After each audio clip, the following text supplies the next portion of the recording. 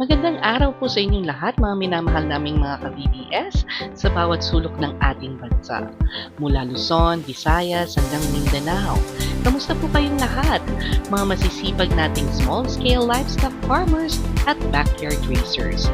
Ako po muli ang inyong lingkod, Miss B, at narito na naman tayo sa ating Voice and Vision Stories para magbahagi ng impormasyon na tiyak na magbibigay ng pag-asa at bagong simula.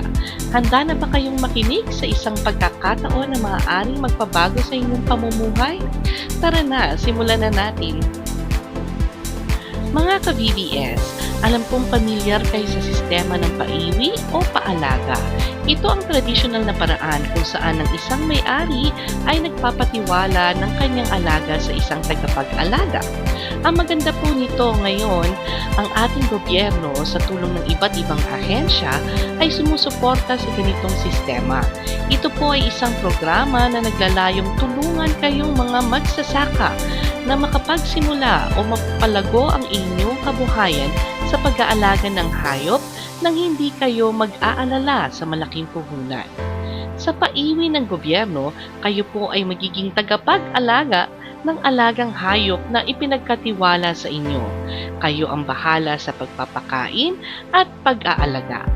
Pagkatapos ng isang takdang panahon o kapag nanganak ang alaga, maghahati kayo sa benepisyo o sa mga bagong silang na hayop ayon sa inyong kasunduan. Ang paiwi system ng gobyerno ay isang tulay patungo sa mas maginhawang buhay. Una po, ito ay daan sa mas malaking kita para sa inyong pamilya.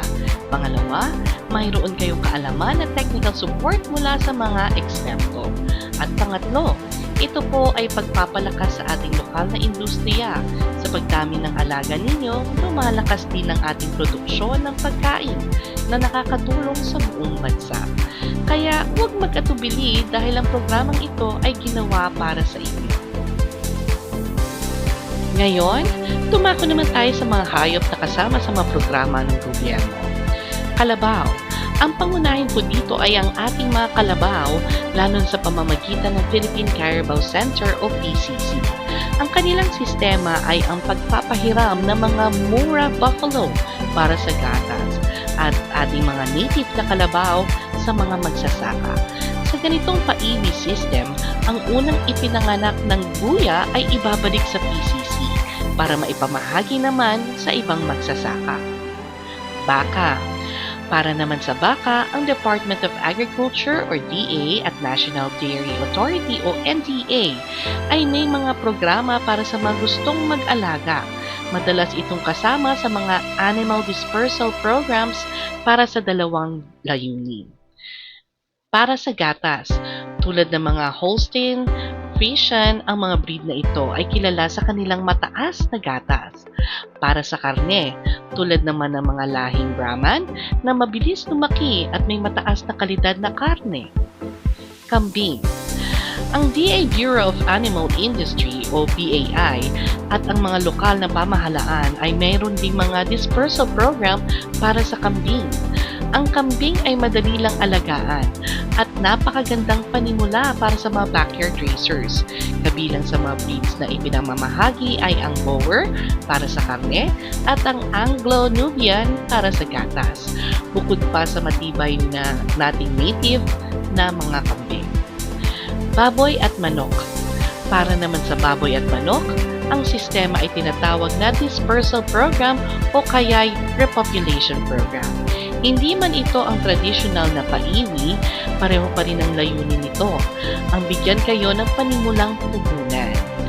Para sa baboy, may programang tulad ng Inspire para sa mga naapektuhan ng African swine fever. Ang mga breeds na kasama dito ay ang mga commercial crossbreeds tulad ng Landrace at Large White, pati na rin ang ating mga matitibay na native na baboy. Para sa manok, ipinamamahagi naman ang mga manok para sa karne at itlog, tulad ng mga commercial broiler at layer breeds.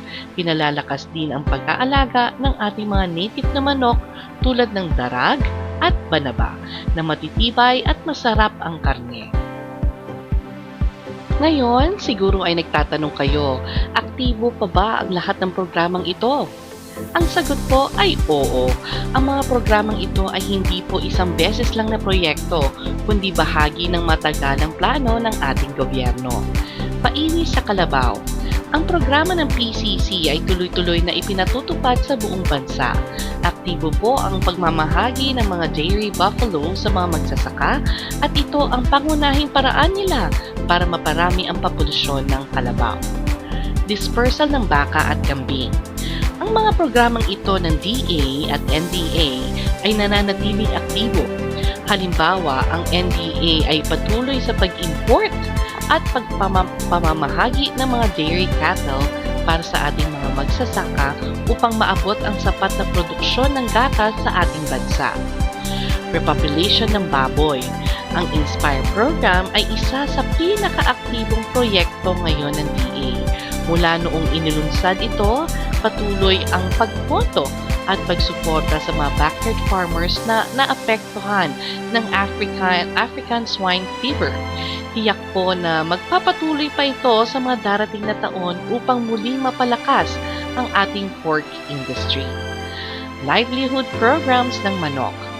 Ang mga dispersal program para sa manok ay regular na ipinapatupad ng DA at mga LGU.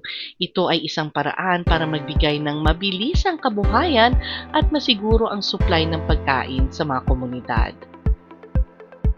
Kaya ngayon, paano ba kayo makakasali sa mga programang ito?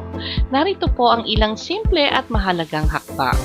Number 1, may pag-ugnayan sa inyong local government unit o LGU, ang inyong Municipal Agriculture Office o MAO, o kaya naman ang City Agriculture Office or CAO, o Provincial Veterinary Office ang inyong unang pupuntahan. Number 2, maging miyembro ng isang kooperatiba o Farmers Association. Karamihan sa mga programa ng gobyerno ay ipinapatupad sa pamamagitan ng mga organisasyong ito. Number 3, ihanda ang mga karaniwang requirements. Kadalasan, hihingi ng inyong valid ID, barangay clearance at iba pang dokumento. Number 4, dumalo sa mga seminars at orientation. Mahalaga na dumalo kayo sa mga pagpupulong na ito para maunawaan ninyo ang lahat ng probisyon ng kontrata. Mga ka-BBS, huwag po kayong matakot magtanong at magsimula. Ang mga programang ito ng gobyerno ay binuo para sa inyo. Ito ay isang tulong na kailangan natin para makabangon at magtagumpay. Nasa atin po ang sipag at tiyaga. Hinihikayat po kayong lahat sa bawat barangay, sa bawat bayan, at sa bawat probinsya na alamin ang mga programang kagaya nito at makipag-ugnayan sa ating mga opisyal. Sama-sama nating pagyamanin ang ating mga kabuhayan. Muli po, ako si Miss V at sana ay nakapagbahagi ako ng mahalagang impormasyon sa inyong lahat. Para sa mga sources at websites na aking binanggit, maaari po ninyong tingnan ang ating description box sa ibaba. At tandaan po natin, sama-sama tayong aahon at magtatagumpay sa agrikultura. Hanggang sa susunod na Voice and Vision Stories, paalam po!